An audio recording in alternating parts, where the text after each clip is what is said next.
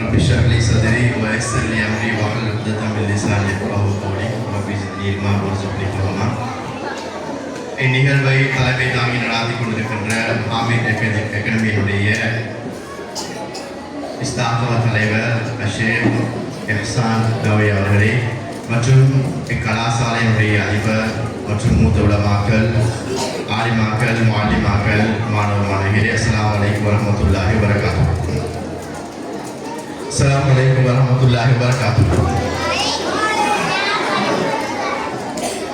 டைமும் கொஞ்சம் குழப்பம் தான், அதே நேரத்தில் தலைப்பும் ரொம்பவே குழப்பம். இப்போ இஸ்லாமியா விட்டு வெளியே போன அடிக்கிறது எந்த பிரின்சிபல் மாதிரி இருக்கிறாங்கன்னு தெரியல. இதுல எப்படின்னா இந்த இன்சான் ஷேக் தலைப்பை சொல்லும் பொழுது ஆழக்கானையில தலைப்பு வருது. நான் தேடுறேன் எங்க இருக்கிறாரு பார்த்தா போர்டுக்கு பின்னால இருந்துதான் தலைப்பு சொல்றாரு. அப்ப எல்லாத்தையும் அவர் எஸ்கேப் ஆகிட்டு இங்க மாட்ட போறது நாங்க 9 பேர் தான் மாட்ட போறோம். அதனால கவனமா பேசிக்கணும், சரியா? அடிவிழுந்தா நான் பொறுப்பும் அல்ல, நிர்வாகம் பொறுப்பும் அல்ல. சரி, உங்க எல்லாருக்கும் தெரியும் இந்த தலைப்பு. பாடசாலை கவிழ்ந்த தனியார் வகுப்புகள் இந்த மாணவர்களுக்கு சுகமாக இருக்கிறதா அல்லது சுமையாக இருக்கிறதா? ஏன்னா இதை பேசுறது இங்கே பொருத்தமானவர்கள். காலையில் எழும்புனதுல இருந்து இரவு தூங்கும் வரைக்கும் அவனோட வாழ்க்கை எதுக்கு பின்னால போகுதுன்னா இந்த வகுப்புகளுக்கு பின்னால தான் போகுது. ஏன் போகுதுண்டா இதால் அவங்களுக்கு பெனிஃபிட் இருக்குதான்னு பார்த்தா சொல்ற அளவுக்கு பெருசா பெனிஃபிட் இருக்குதா? சில நேரம் பேரண்ட்ஸுக்காக வேண்டி போகலாம், சில நேரம் நல்ல மார்க்ஸ் எடுக்கிறதுக்காக வேண்டி போகலாம். ஏதோ இந்த தலைப்பு பேசுறதுக்கு மிக பொருத்தமானவர்கள் இவர்கள் தான். அந்த வகையில நாங்க இந்த மேடையை அவங்களுக்காக கொடுக்குறோம். இன்ஷா அல்லாஹ் இந்த மேடையில பேசுறதுக்கு பொருத்தமானது அவர்கள் தான். அந்த வகையில தங்களுடைய குழு எந்த தலைப்பை நோக்கி பேச போகுது என்ற சம்பந்தமாக அவருடைய குழுவினுடைய தலைவர் அவர்களை அறிமுகப்படுத்திக் கொள்வாங்க. அந்த வகையில உமர் நகீப் அவர்களை அவருடைய குழு எந்த தலைப்பை பேச போடுது அவங்களுடைய குழுவுடைய உறுப்பினர்கள் பற்றி ஒரு அறிமுகத்தை இருந்தாங்க.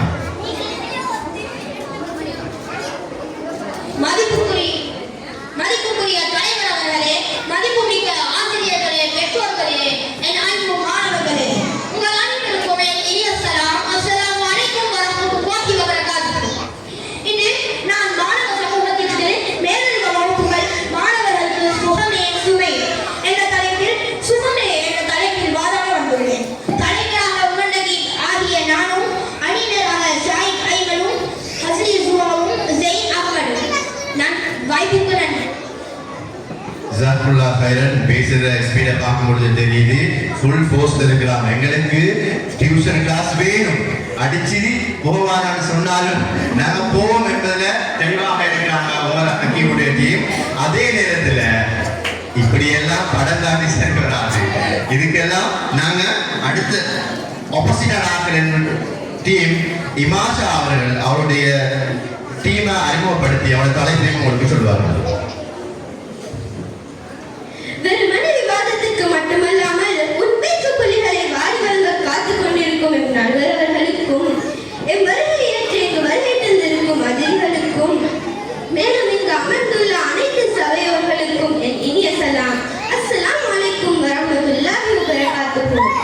எம் அணியின் அங்கத்தவர்களான கானியராக அகலமனால் ஆஷா ஜெய்னப் இவர்களுடன் அணி தலைவியான நான் இமாஷா சாபா பிரைவேட் கிளாஸஸ் மாணவ சமூகத்துக்கு சுமையே அனைத்தரமாக விவாதிக்க வந்துள்ளோம். நான் எதுக்கு வந்திருக்கேன்? நான் எதுக்கு சும்மா வந்திருக்கிறேன்? இதெல்லாம் ரொம்ப ஓவரா இருக்கிறேன். கல்யாண வீட்டில் இருந்த என்ன எடுத்து நடுவில் வச்சு தலைமையிலாங்கன்னு சொல்லி போட்டு சும்மா வந்தேன்டா. அநியாயமா இல்லை, நான் பாவம். ஓகே, நான் பிள்ளைகளுக்கே சந்தர்ப்பத்தை கொடுப்போம். எப்பொழுதுமே நாம எல்லாரும் சிங்கங்களாக இருக்கிறோம். ஏன் சிங்கம் சொல்றா, சிங்கம் சைஸ்ல சின்னதாக இருந்தாலும் அவருடைய பேச்சு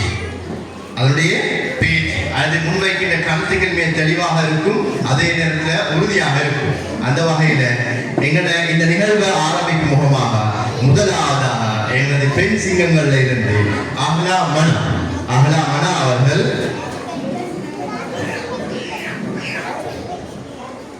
மன்னிக்கணும் இந்த நிகழ்வு ஆரம்பிக்கிறதுக்கு நாங்க ஆண்களுக்கே முதலாவது இடத்தை கொடுத்திருக்கிறோம். அந்த வகையில ஷாயிப் ஐமன் அவர்கள் தனியார் வகுப்புகளின் மூலமாகத்தான் எங்களோட வாழ்க்கையே நான் கொண்டு போகுது என்ற தலைப்புல அழகாக பேச முன் வருகின்றார்.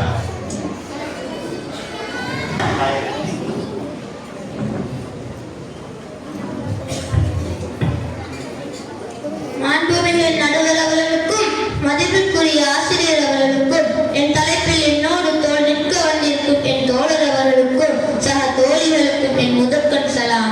அஸ்ஸலாமு அலைக்கும் வரஹ்மத்துல்லாஹி வபரகாத்துஹு. மேலதிக வகுப்பு மாணவ சமூகத்திற்கு சுவர் ஏன்னா ஒரு உதாரணம். ஒரு மூச்ச சுபாவமுள்ள மாணவன் கல்வி மட்டத்தில் குறைவாகவும் ஆனால் கல்வியில் ஆர்வமுள்ள ஒரு மாணவன் பாடசாலையில் கற்பிக்கும் போது எளிமையில் என்று சந்தேகம் கேட்கவோ கருத்தை வெளியிடவோ வெட்கப்படுகிறான். அது மட்டுமின்றி சில நண்பர்களால நட்களுக்கு ஆளாகிறான். இதற்கெல்லாம் ஒரு வழிதான் மேலதிக வகுப்பு. மேலதிக வகுப்புல ஒரு 15 13 பேர் இருப்பாங்களா, அவங்களத்தான் ஆசிரியர் நெருக்கமாகவும் அந்த மாணவன் தனது கருத்துக்களை வெளியிடவும் தயக்க மாட்டான். அது மட்டுமின்றி சந்தோஷமா படிக்கிற சூழ்நிலை உருவாகும். ஸ்கூல்ல எக்ஸாம் நடக்க இருந்தா அதுக்கு தயார்படுத்துற விதமா எக்ஸாம் பேப்பர் டியூப் புக்ஸ் என்பவற்றை தந்து நம்மள நேர்த்தியாக தயார்படுத்துவதால அந்த மாணவன் எந்த ஒரு எக்ஸாம் ஆயிட்டாலும் அதை எதிர்கொள்ள முடியும் என்பதை நான் ஆணித்தரமாக அடித்து கூறுகிறேன். என் கருத்தோடு இன்னும் சில கருத்துக்களை என் நண்பர்கள் முன்வைப்பார்கள் என்ற உறுதியுடன் விடைபெறுகிறேன். வாய்ப்பு தந்தை கேசாக்குள்ளாயிரன்.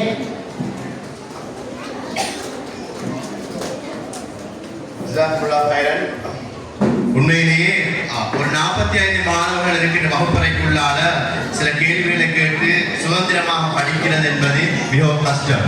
எனவே எங்களுக்கு கிளாஸ்ல ஒரு 15 14 பேர் இருப்பாங்க. நம்ம பயப்படாம படித்துக் கொள்வோம். அதே நேரத்தில் எங்களுக்கு எக்ஸாம் டைம்ல ஸ்பெஷலா நிறைய நோட்ஸ் கைட் பண்ணி எங்களை நல்ல முறையில எங்களை எக்ஸாம்ல பாஸ் பண்ண வைக்கிறாங்க என்பதை ஆணித்தரமா பேசியிருக்கிறாங்க. உண்மையிலே தம்பிமார் பேசுறது சரிதான் இல்லை தானே? சரியா இல்லையா? இல்ல, இந்த தம்பிமார் பேசுறதெல்லாம் நடக்கிறது இல்ல. இதுக்கு ஆப்போசிட் தான் எங்கட. சோ இந்த கருத்துக்களை முழுமையாக மறுத்து பேசுறதுக்காக வேண்டி அஹ்லாபனா அவர்களை அன்போடு அழைக்கின்றோம்.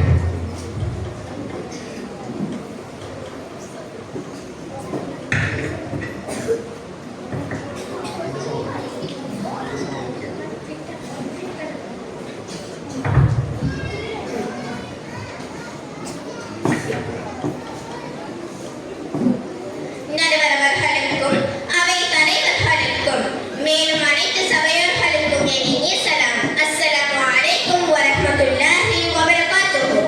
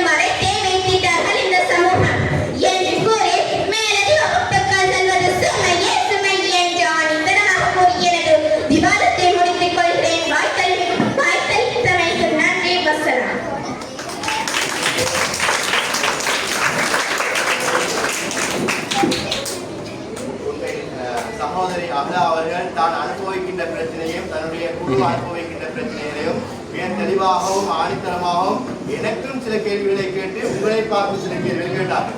உண்மையிலே நீங்க எல்லாரும் அப்படித்தான் செய்றீங்களான்னு தெரியாது. நீங்க எல்லாரும்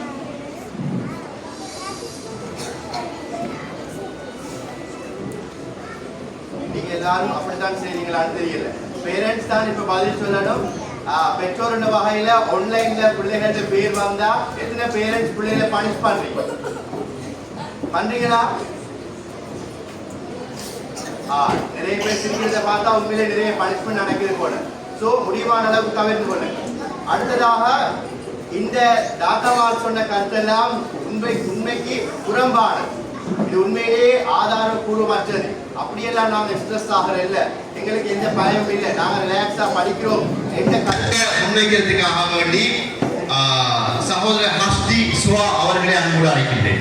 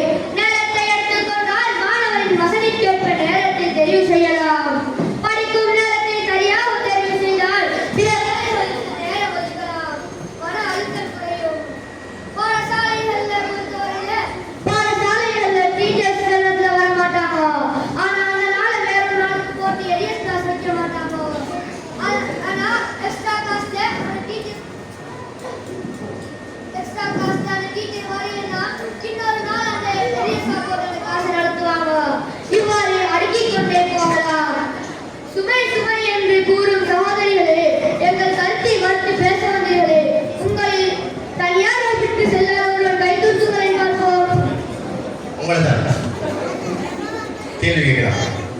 முடியாது. உங்கள் கருத்துக்களில் பயனே இல்லை.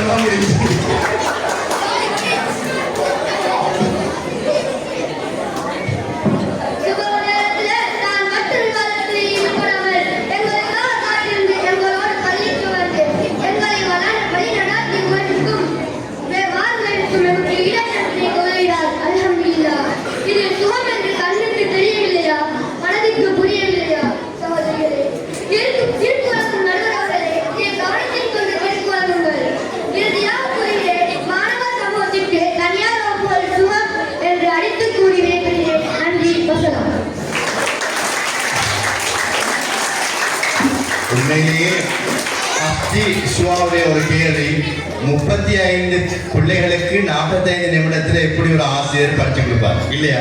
அது எவ்வளவு கஷ்டம் தெரியுமா? நீங்க அனுபவிச்சு பார்த்துருக்கீங்களா? அது மட்டும் இல்லாம 2வது கேள்வி, இவ்வளவு பேசுறீங்களே, நீங்க யாராவது ஒருத்தர் கிளாஸ் போகாம இருக்கீங்களா? இப்படியான கேள்விகளுக்கு பதில் சொல்றதுக்காக வேண்டிதான் இல்ல இந்த கிளாஸே வேணாம், உங்களோட எல்லா கேள்விகளுக்குமான பதில் தரமாக வழங்குறதுக்காக வேண்டி ஆயிஷா ஜைனப் அவர்களை நான் கூட அழைக்கின்றேன்.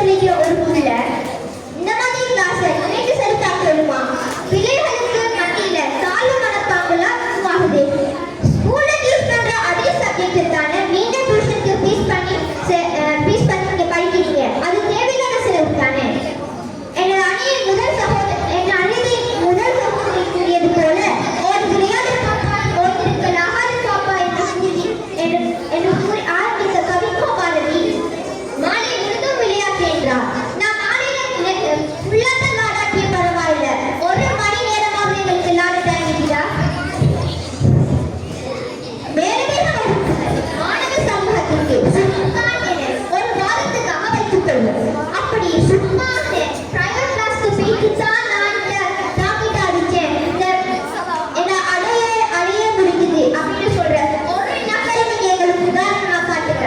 ஆனா நாம அப்படி இல்லை. மேலும் ரொம்பவே தேவையில்லை. பாடசாலை கல்வி மட்டுமே போதும். சுய கற்றலை போதுமானது என்று கூறி என்று சொல்லி வாழ்க்கையை சாதித்து காட்டிய ஆயிரக்கணக்கான பேரை உங்களுக்கு முன்னால உதாரணமாக சொல்லலாம். அன்றைய அமெரிக்கா ஜனாதிபதி ஆப்ரகாம் லிங்கன்ல இருந்து இன்றைய ஸ்ரீலங்கா ஜனாதிபதி ஏகேடி வரைக்கும் நேரடி வகுப்புகள் தான் போயிட்டாங்க. ஒரு நாட்டையே இது திறமை வந்துட்டா பிரைவேட் கிளாஸ் தான் போயிட்டு திறமை எடுத்தாங்களா? எனக்கு தெரிய வரைக்கும் அவங்க பிரைவேட் கிளாஸ் சொல்ல போக அவங்களுக்கு பண வசதி சொன்ன எனக்கு தெரியல. ஆகவே மாணவ சமூகத்திற்கு பிரைவேட் கிளாஸ் என்ற மறுத்து சுமையே சுமையே சுமையே என உறுதியாக கூறி வாய்ப்புக்கு நன்றி நன்றி. உண்மையிலேயே ஆயிஷா ஜைனபுடைய சில கேள்விகள் எங்க எல்லாரும் யோசிக்க வைக்கணும். 1150 ரூபாய் ஒரு நாள் வருமானமாக பெறுகின்ற ஒரு பெற்றோர் 1500 ரூபாய் கொடுத்து பிள்ளையை இப்படி படிக்க வைக்கிறது பொருளாதார ரீதியாக எல்லாருக்கும் இது பெரிய ஒரு பிரச்சனையாக மாறும். அதே நேரத்தில் ஆயிஷாக்குரிய பெரிய பிரச்சனை விளையாட்டு. புத்தகத்துல கிரவுண்டே காணையில் அது தெரியுமா? புத்தகத்துல இருக்க கிரவுண்ட் எல்லாம் ஆட்டைய போட்டாங்க. மண்ணை நினைச்சு தண்ணியை ஊற்றி எல்லாம் பில்டிங் கட்டிட்டாங்க. புத்தகத்துல கிரவுண்ட் இல்லை. பாரதியார் சொன்னார் ஓடி விளையாடி பாப்பா எங்க ஓடுது மொட்டை மாடிலாம் ஓடணும், ஓடுறதுக்கே இடம் இல்லை, மொத்தமா மூடிக்கும். உண்மையிலேயே ஆயிஷாவுடைய கருத்து நாங்கள் ஆழமாக யோசிக்க வேண்டியிருக்கு. இந்த பிரத்யேகமான வகுப்புகள் எவ்வளவு தூரம் பெற்றோருடைய பொருளாதாரத்தில் தாக்கம் செலுத்தது. அதே நேரத்தில் ஏன் 45 பிள்ளைகள் தனியார் வகுப்பு வாரத்தில் 15ஆக மாறுகின்றார்கள் என்று பார்க்கிற நேரத்திலேயும் அங்கே கொஞ்சம் இடிக்கும் இல்லையா? கொஞ்சம் இடிக்கிற மாதிரி இருந்தாலும் அது எல்லாவற்றுக்குமான சரியான விடைகளை காரணத்துக்காக வேண்டிதான் இது எங்களுக்கு இதுக்கான எல்லா விடைகளையும் அஹ்மத் ஜெயின் அவர்கள் கொண்டு கருத்து முன்வைக்க வந்திருக்கிறார்கள்.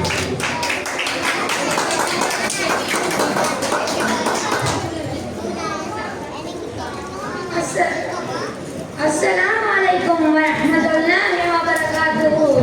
இப்போ நம்மளோட எதிர் தரப்பினர்களுக்கு இன்னும் விளங்க மாட்டேங்குது போல காதலாம் என்றா அஸ்தி சொன்னது தானப்பா கையை வசதின் மூலமாக கிளாஸ் போகலாம்.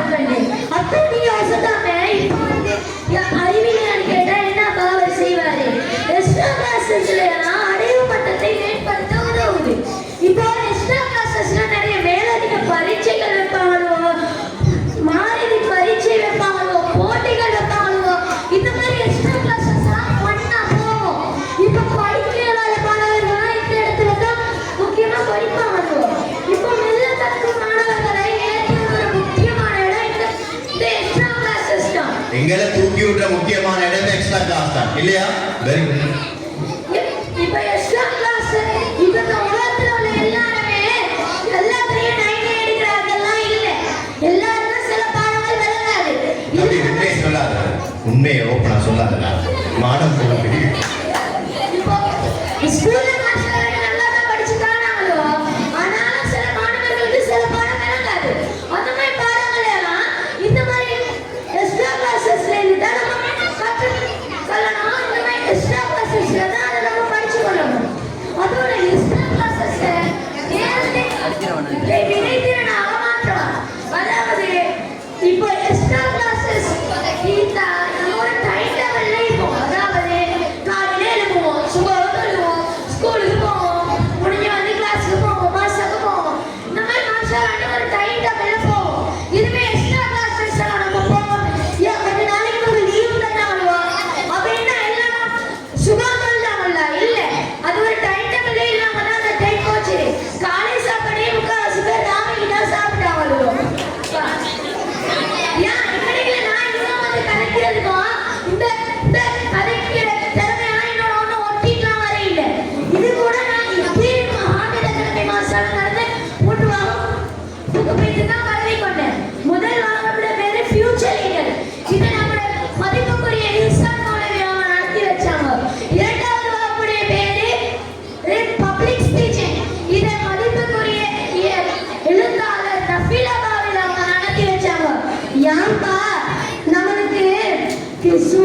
சுமையா என்று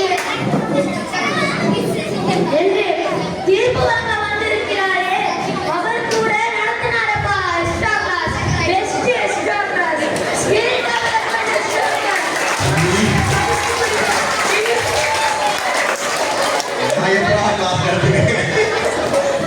மதிப்புக்குரிய இருகலாம் சேரவங்களால நடத்தப்பட்டது. அதுக்கு நம்மளுடைய எதிர்த்தரப்பினர்கள் வந்தாங்கப்பா.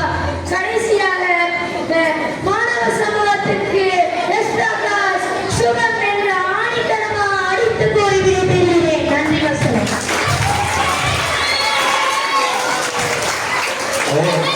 நானுமே ஆடித்தரமா அடித்து கூட எக்ஸ்ட்ரா கிளாஸ் கட்டாண்டான் இல்லாட்டி இவன் போறதுக்கு உனக்கு என்ன அடிச்சு போடுவாங்க.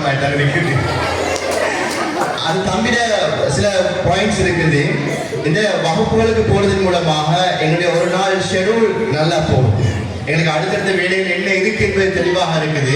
அதனால எங்களை நேரங்களை நாங்கள் வீணாக நாசமாக்குறது இல்லை, பிரயோஜனமாகத்தான் பயன்படுத்துகிறோம் என்ற கருத்தை முன் வச்சிருந்தாரு. உண்மையிலே அதை பாராட்ட வேண்டிய கருத்தான். ஓகே, இந்த கருத்துக்களை முழுமையாக மறுதளித்து பேசுறதுக்காக அடுத்ததாக இது சுமை என்று பேசுவாராக ராணியாராக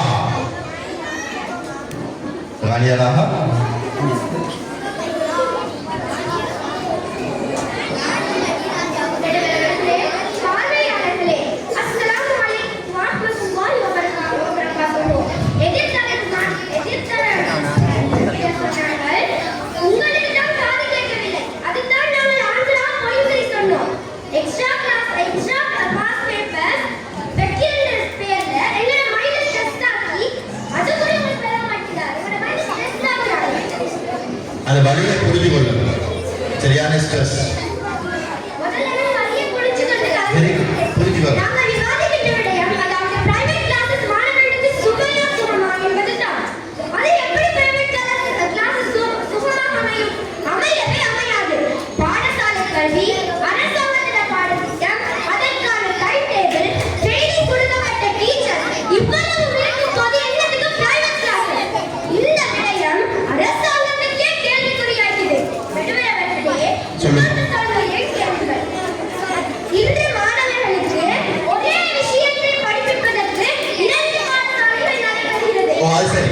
ஒரே விஷயம் படிக்கிறதுக்கு எதுக்கு 2 கிளாஸ்?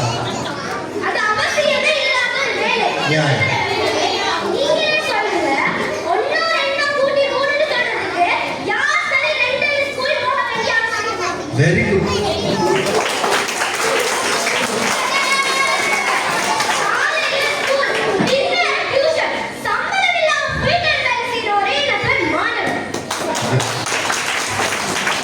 அருமையான கருத்து. எல்லாரும் உணர்ந்து கொள்ளுங்க. சம்பளம் இல்லாத மாணவர்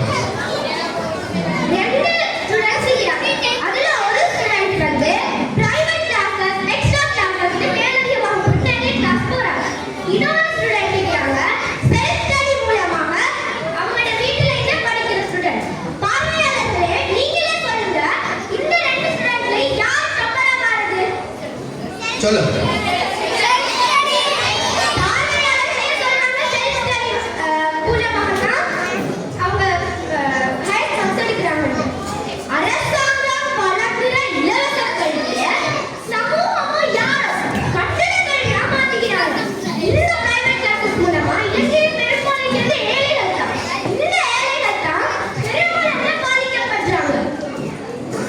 இந்த பிரைவேட் கிளாஸஸ் மூலமாக எஜுகேஷனுக்கு இம்பார்ட்டன்ட் ஆனது.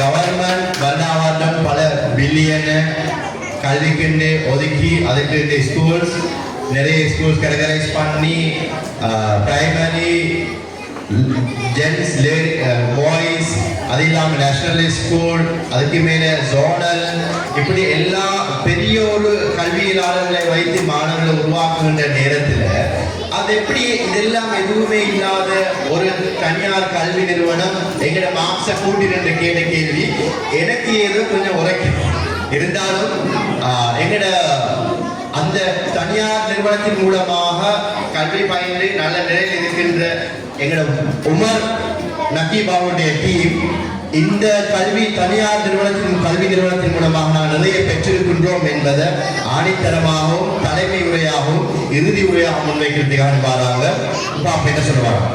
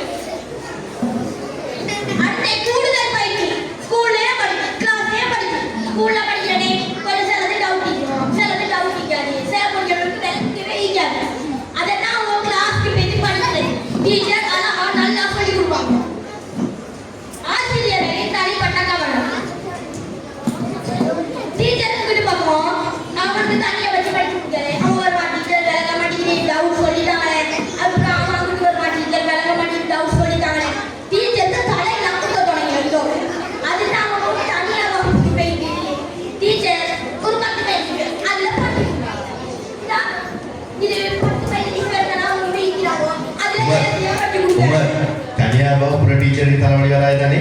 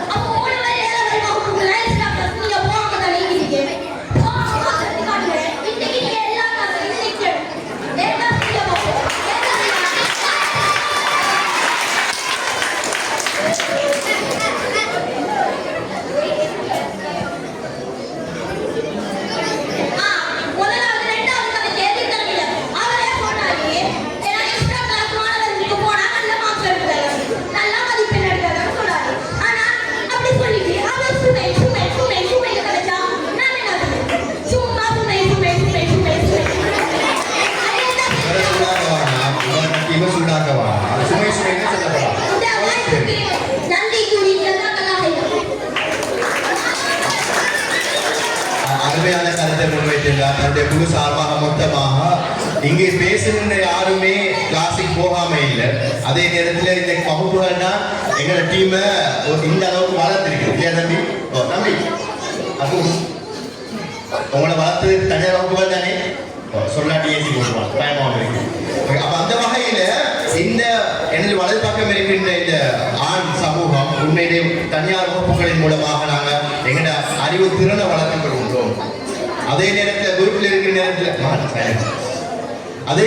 நாங்கள் குரூப்ல இருக்கிற நேரத்தில் பிள்ளைகள் மூலமாக பெற்றோர் மூலமாக எங்களுக்கு ஒரு பெரிய ப்ரெஷர் ஒன்று இருக்குது. என்னுடைய வகுப்புகளுக்கு படிக்கிறது மூலமாக இல்லாமல் போகுது.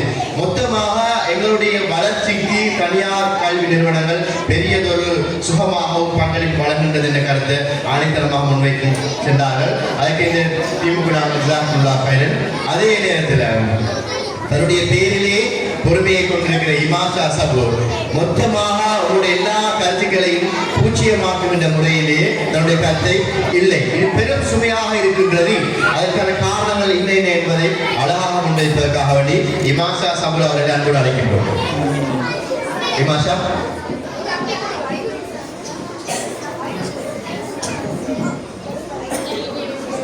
மன்னிக்கும், இமாஷா சாபான ஏசில போறாங்க பயம்.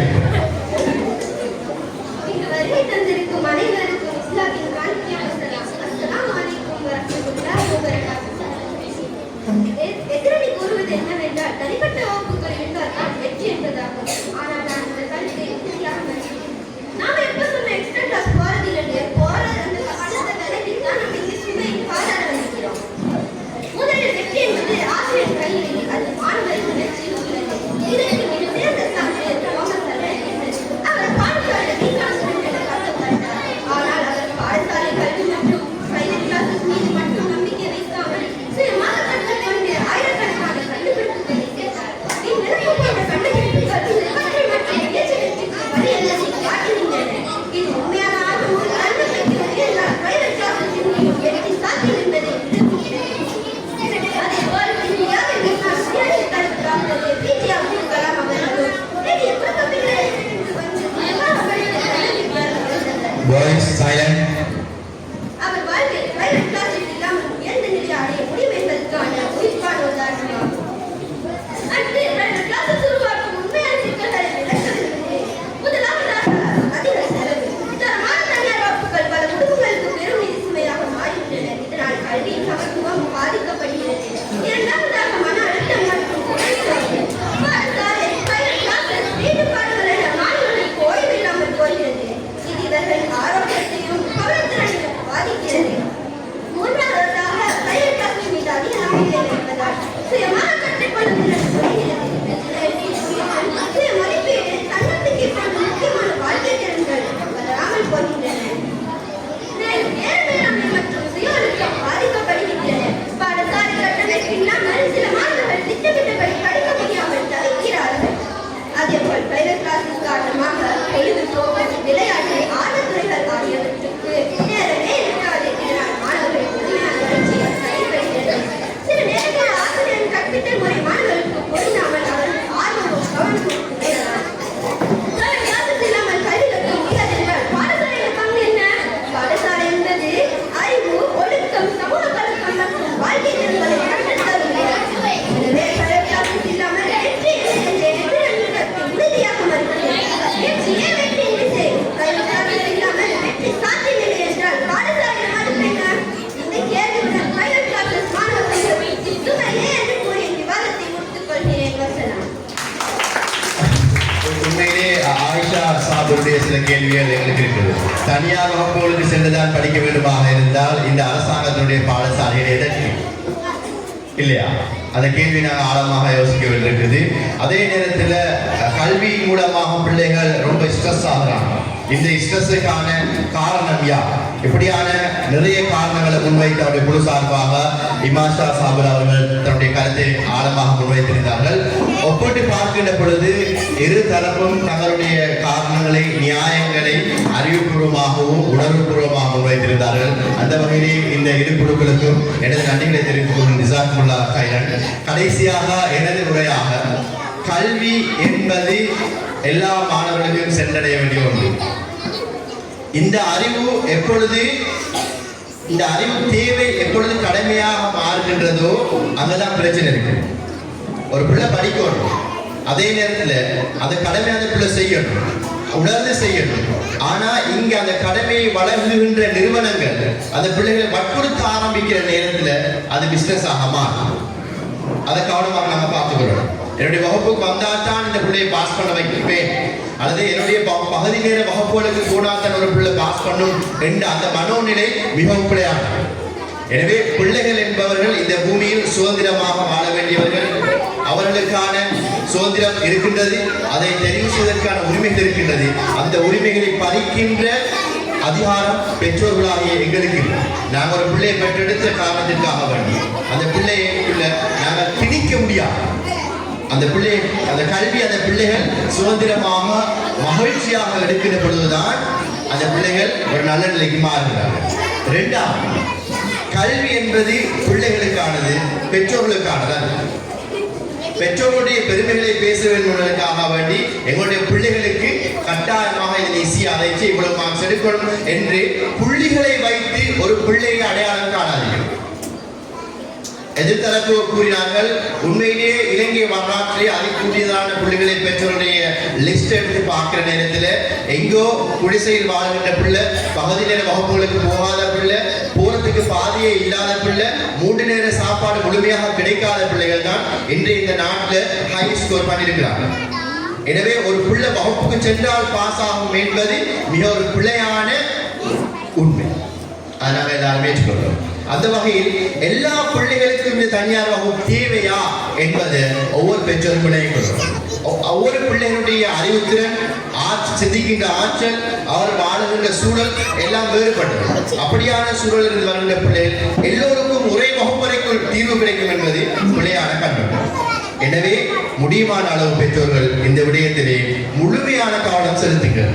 நிச்சயமாக கியாமத்துடைய நாளில் அல்லாஹ் தஆலா எங்களை பார்த்து கேட்க இருக்கின்றார். நாங்கள் நினைத்துக் கொண்டிருக்கின்றோம் மனித உரிமை மீறல் என்றால் யாருக்காவது ஒருவனுக்கு தீங்கு செய்வதற்கு. ஒரு எமது பொறுப்பில் இருக்கின்ற ஒரு பிள்ளைக்கு அந்த பிள்ளையுடைய சுதந்திரத்தை பறிப்பது மனித உரிமை மீறல்.